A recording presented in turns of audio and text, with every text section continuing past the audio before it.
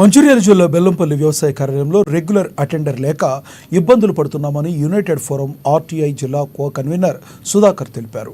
నామమాత్రంగా ప్రైవేటు వ్యక్తితో విధులు నిర్వహిస్తున్నారని ఏడీఏకు ఫిర్యాదు చేసినా పట్టించుకోవడం లేదని ఆరోపించారు.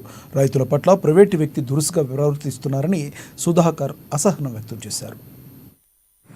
దురుసుగా ప్రవర్తిస్తున్న ఆ ప్రైవేటు వ్యక్తి ఇటు విషయం ఏడీఏ గారి దృష్టికి తీసుకుపోయినా కూడా ఏడీఏ గారు గతం నుంచి కూడా అతనే పనిలో ఉంటున్నాడు అని పొంతనలేని సమాధానం చెప్తున్నది.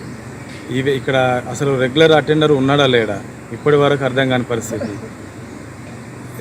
రెగ్యులర్ ఏవో గారు కూడా లేరని అంటుంది. మేడం గారిని ఏడీఏ మేడం అంతా రెగ్యులర్ ఏవో కొన్ని ప్రాబ్లమ్స్ వల్ల అతన్ని వేరే ట్రాన్స్ఫర్ చేయడం జరిగింది అని చెప్పండి.